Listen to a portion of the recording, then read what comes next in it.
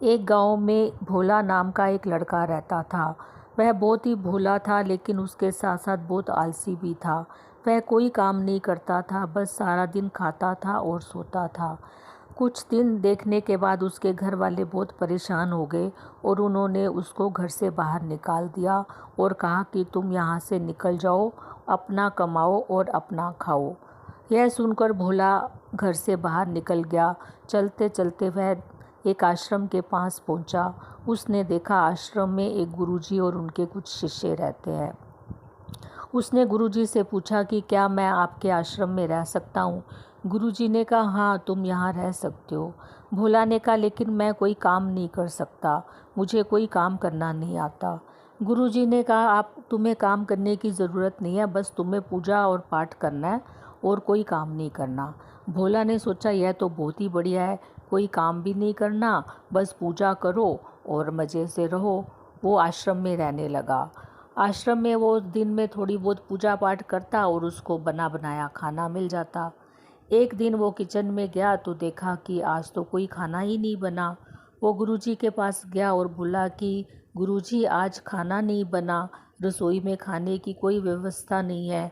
तो गुरुजी ने कहा, आज एकादशी है, हम सबका उपवास है और तुम्हारा भी उपवास है। भोला ने कहा, मैं तो बिल्कुल उपवास नहीं रख सकता, अगर मैं उपवास रखूँगा तो कल का दिन भी नहीं देख पाऊँगा, मुझे तो खाना चाहिए। गुरुजी ने कहा, ठीक है, एकादशी में हमारी रसोई में खाना बिल्कुल नहीं बनता, अगर तुम्हें खाना चाहिए तुम ये राशन ले लो और नदी के किनारे जाकर अपना खाना स्वयं बना लो और खा लो, लेकिन हाँ, खाने से पहले प्रभु राम को बुलाकर उनको भोग जरूर लगा देना। यह सुनकर भोला ने राशन लिया और नदी के किनारे चला गया। वहाँ जाकर उसने अपने लिए खाना बनाया और एक थाली में श्री राम के लिए भी खाना लगा दिया। अब वो प्रभु राम को पुकारने लगा, प्रभु राम आइए और भोग लगाइए। वो इतना भोला था, उसको ये लगा नहीं कि भगवान आते नहीं हैं। वो बुलाता रहा, भजन गाता रहा और भगवान राम सीता के साथ आ गए। भोला ने सोचा कि मैंने तो श्री राम के लिए खाना बनाया था, ये तो माता सीता को भी ले आए, चलो कोई बात नहीं। उसने दोनों थाली राम और सीता को परोस दी। श्री राम और सीता खाना खाकर चले गए और भोला भूखा रह गया। इसके साथ ही उसका एकादशी का व्रत भी हो गया, उसको पता भी नहीं चला और अगले दिन वो अपने आश्रम में आ गया। फिर से कुछ दिन बाद एकादशी आई तो उसने गुरुजी से कहा कि गुरुजी, आज मुझे 2 लोगों का खाना देना। श्री राम तो अकेले नहीं आते, साथ में माता सीता को भी ले आते हैं। गुरुजी ने सोचा, ये भुक्खड़ है, इसको बहुत भूख लगती है, शायद इसलिए ज़्यादा खाना मांग रहा है। उन्होंने दे दिया।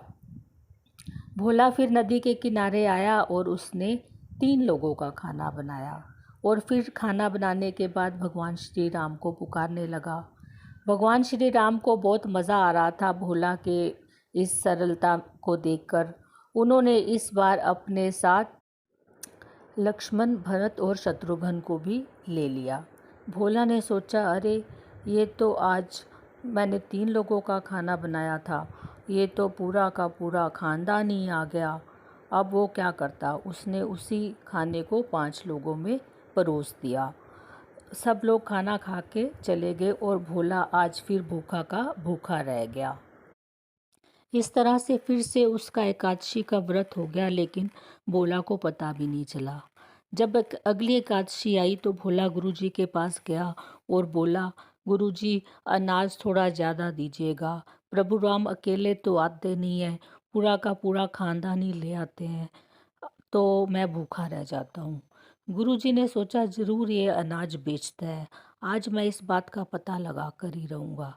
गुरुजी ने भोला को ज़्यादा अनाज दिया और उसका पीछा करना शुरू कर दिया। गुरुजी जाकर एक पेड़ के पीछे छिप गए और भोला को देखते रहे। भोला ने अपना सामान रखा, चूल्हा रखा और सोचा, आज तो मैं खाना नहीं बनाऊंगा।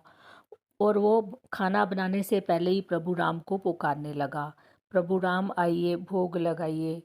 इस बार प्रभु राम अपने साथ पूरा का पूरा राज दरबार ही ले आए। तो भोला ने कहा, देखिए प्रभु, आज तो मैंने खाना बनाया नहीं है और बनाने का फ़ायदा भी क्या, मैं तो हमेशा भूखा का भूखा ही रह जाता हूँ। आप अपना खाना स्वयं ही बना लीजिए। यह देखकर प्रभु राम ने कहा सीता को कि देखो भगत की बात तो माननी पड़ेगी, तो चलो खाना बनाते हैं।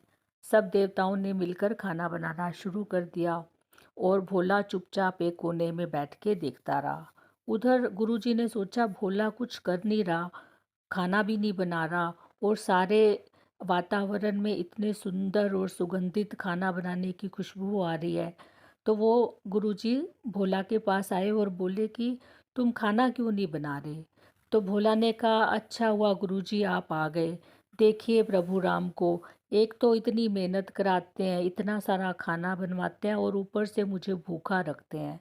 गुरुजी ने कहा मुझे तो कुछ दिखाई नहीं दे रहा। भोला ने कहा ये तो बहुत ही गलत बात है। एक तो भगवान मेरे को इतना मेहनत कराते हैं, भूखा रखते हैं और अब आपको दिख भी नहीं रहे। तो इतने में भोला ने प्रभु राम से पूछा आप गुरु जी को दिख क्यों नहीं रहे। प्रभु राम ने कहा नहीं मैं उनको नहीं दिख सकता। भोला ने कहा क्यों, वो तो इतने ज्ञानी हैं, इतने विद्वान हैं, आपका इतना पूजा पाठ करते हैं, आप उनको क्यों नहीं दिख रहे। तो प्रभु राम ने कहा गुरु जी में तुम्हारे जैसी सरलता नहीं है। भोला ये सब देखकर भगवान से प्रार्थना करने लगा और उधर गुरुजी जोर जोर से रोने लगे। उन्होंने सोचा मैं इतना पूजा पाठ किया, मेरी पूजा पाठ का क्या फ़ायदा, भगवान मेरे सामने है, मैं उनको देख नहीं सकता। तब प्रभु राम अपने सारे देवताओं के साथ प्रकट हुए और गुरुजी को भी सबने दर्शन दिए।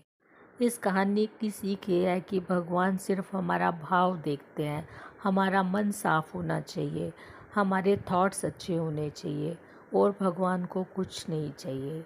अगर आपको ये कहानी पसंद आई तो प्लीज़ एक लाइक का बटन ज़रूर दबाइएगा। Thank you so much.